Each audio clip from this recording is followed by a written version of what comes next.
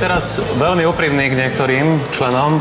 Ty si talent. Akože kvôli tebe, to je jasné. Alebo ty chod sám, ale ostatní nech vypadnú. Kvôli tomuto hodnoteniu sa vlastne rozpadla kapela. Basák odišiel, lebo asi sa urazili, alebo čo, aj spevačka odišla. Bubeník zostal, lebo on je vlastne môj brat. Nakoniec som zostal sám a budem hrať s úplne novou kapelou. Mám to v krvi, lebo môj otec je tiež rocker. Tak ja si myslím, že on si gitarou nahradil všetky hračky, ktoré vlastne ako z detstva mal. Počítače a PlayStationy, čo dá sa povedať 100% nahradil tou gitarou. Gitara je pre mňa všetko.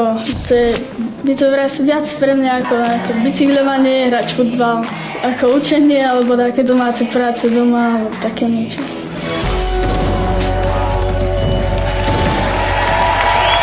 Dámy a páni, Rony Janeček.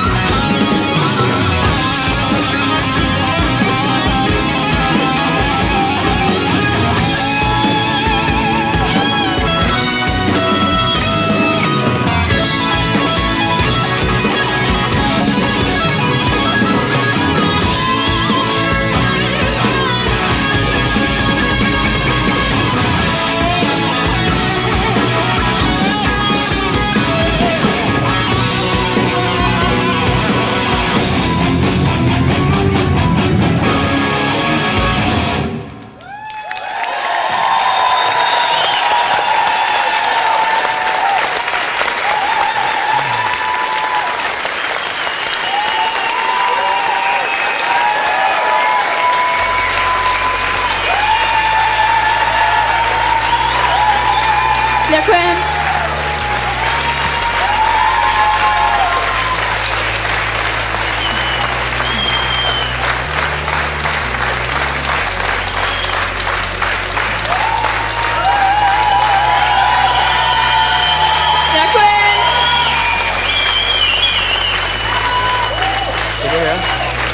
Tak asi môže teraz už hovoriť aj Pálo, už sa ti nemá čo rozpadnúť, tak môže Pálo hovoriť. No, ja sa otvorím za rozpad kapely, to som nechcel. Nevadí. Že? Tiež si myslím, že nie. Pretože trvám na svojom, čo som povedal na začiatku. Ináč, to je Tremonti, toto? Áno. Výborne. Veľmi zaujímavé, má výborný zvuk, naozaj. Si obrovský talent, zopakujem to ešte raz. Máš 12 rokov, koľko rokov hráš na gitaru? 2. No tak môj Bože. Ďakujem.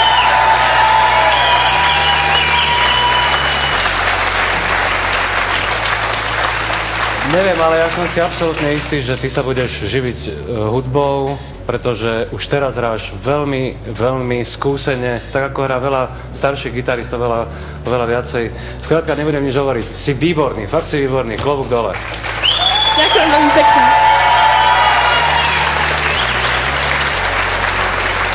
Romy, ja som videla, že ono to celkovo aj účinkuje na dievčatá, keď hráš na gitaru však.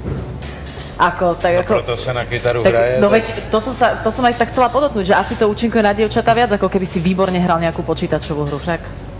Ale tak ja sa neriešim zatiaľ. Zatiaľ to neriešiš. Ale podľa tej dokrutky by si to mal začať riešiť, lebo ich začína byť nápadne veľa. A riešim ťa aj ja v tejto chvíli. Presne 12 rokov, polovicu toho si nevidel, čo si hral cez tie vlasy. Fantastický výkon. Keby si ty dnes postúpil, tak si myslím, že by sa nikto nečudoval. Ďakujem.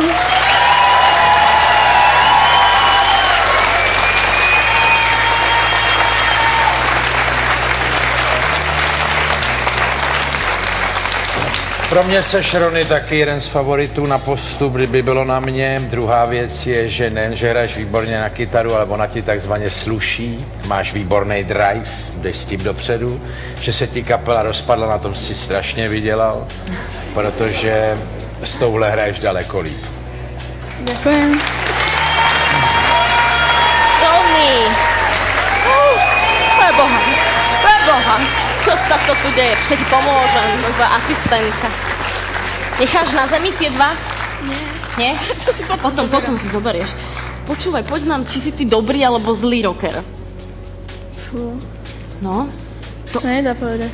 No si dobrý, neskôr dobrý rocker. Alebo povedz nám, ako vyzerá tvoj deň, taký bežný rocker, junior deň.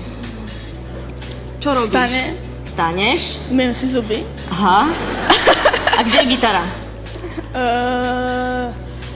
Fú, Leží pri tebe, ti niekto našepkal. no, dá sa povedať. Aha, dobré. A potom celý deň hráš na gitare? No. A chodíš do školy ešte? No.